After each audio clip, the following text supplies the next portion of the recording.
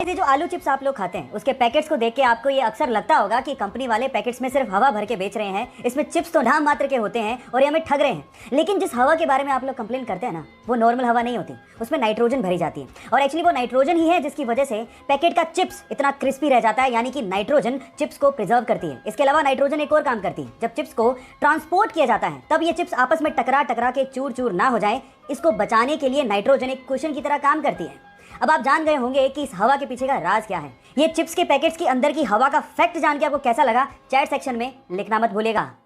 कांच इंसान के द्वारा बनाया गया सबसे खूबसूरत मटेरियल है, लेकिन क्या आप जानते हैं कि कांच को मिट्टी यानी कि रेत से बनाया जाता है? जी हाँ, आप ठीक सुन रहे हैं, कांच को रेत से बनाया जाता है। लेकिन ये इतना आसान नहीं है, इसके लिए मिट्टी को यानी कि रेत को 1700 डिग्री सेल्सियस पे मेल्ट करना पड़ता है। जी हाँ, इतने हाई टेम्परेचर पर, और उसके बाद वो एक ट्रांसपेरेंट लिक्विड में कन्वर्ट हो जाता है और ठंडा होने के बाद वो सॉलिड के जैसा लगने लगता है, लेकिन वो एक्चुअली सॉलिड नहीं होता।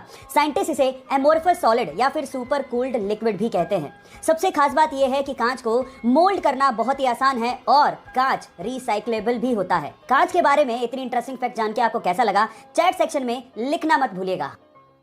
आप कौन से टाइप का टूथपेस्ट यूज करते हो? जी नहीं, मैं ब्रांड नहीं जानना चाहता हूँ, लेकिन मैं ये जानना चाहता हूँ कि क्या आप लोगों ने अपने टूथपेस्ट को पलट के उसके पीछे ग्रीन या रेड मार्क चेक किया है, जैसे कि वेज और नॉन वेज के पीछे होता है?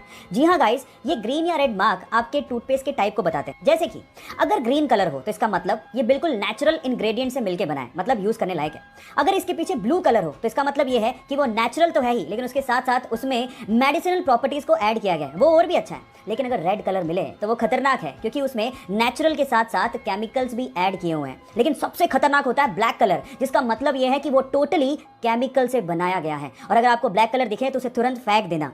अब आप लोग मुझे बताइए कि आपके टूथपेस्ट के पीछे कौन से कलर का बॉक्स है, चैट सेक्शन में लिखना मत। गाइस, क्या हो अगर आप किसी इंसान की किडनी अपने अंदर ट्रांसप्लांट करवाएं और उस इंसान की यादें आपके अंदर आ जाएं? क्या ऐसा मुमकिन है? जी हाँ, ऐसा मुमकिन है। इस पूरी ही दुनिया में बहुत सारे ऐसे केसेस हुए हैं जहां पर किडनी ट्रांसप्लांट कराने वाले लोगों को वही विचार, शौक या आदतें आने लगती हैं जो कि अंगदान करने वाले इंसान की थी।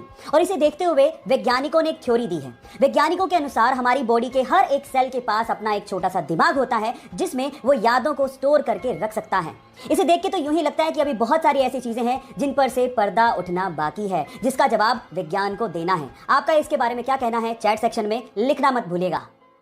एक घटना है तमिलनाडु के पोथुगुड़ी गांव की, जहां के रहने वाले करपू नामक एक लड़के के घर के पास पूरे ही गांव का स्ट्रीट लाइट का मेन स्विच था। जैसे ही शाम होती वो स्विच को ऑन करता और पूरे गांव में रोशनी आती। लेकिन एक दिन जब वो स्विच को ऑन करने गया तो वहां पर एक दुर्लभ पक्षी को उसने बैठा पाया 3 अंडों के साथ। उसने उसका फोटो लिया और गांव के व्हाट्सएप ग्रुप में शेयर करते हुए लिखा कि जब तक इन अंडों से बच्चे बाहर नहीं निकलते इस मेन स्विच को कोई भी हाथ ना लगाए। गाँव वालों ने आर्गूमेंट किया, लेकिन उस लड़के ने हार नहीं मानी और गाँव वालों को समझाते हुए पूछा कि बचपन में जिन पक्षियों को आप लोगों ने देखा था क्या वो आज दिखाई देते हैं? तब गाँव वालों को समझ में आ गया कि इन पक्षियों को लुप्त होने से अगर हमें बचाना है तो हमें जागना होगा। उसके बाद से लगातार 35 दिनों तक गांव वालों ने मेन स्विच को हाथ भी नहीं लगाया और गांव वाले अंधेरे में रहे जब तक कि उन अंडों से बच्चे बाहर नहीं आ गए। और ऐसा करके गांव वालों ने इंसानियत को जिंदा रखा। आपको ये सुन के कैसा लगा, चैट सेक्शन में लिखना मत भूलिएगा।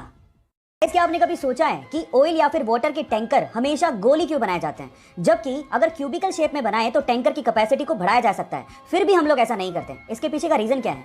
डोंट वरी, मैं आपको बताता हूँ। उसके पीछे का रीजन ये है कि जब भी किसी लिक्विड को किसी बॉडी में कैरी किया जाता है तो वो लिक्विड बॉडी के कॉर्नर्स में बहुत ज्यादा प्रेशर बनाता है, जिसकी वजह से कॉर्नर्स के क्रैक होने की संभावना बढ़ जाती है और लिक्विड वहां से लीक भी हो सकता है। इसके विपरीत अगर बॉडी गोल हुई तो वहां पर कोई कॉर्नर होते ही नहीं है, तो क्रैक कहां से होगा? इसके अलावा जो गोल टैंकर्स होते हैं वो ट्रक को एक लो सेंटर ऑफ ग्रेविटी प्रोवाइड करता है, जिससे टैंकर और ट्रक की स्टेबिलिटी बढ़ जाती है।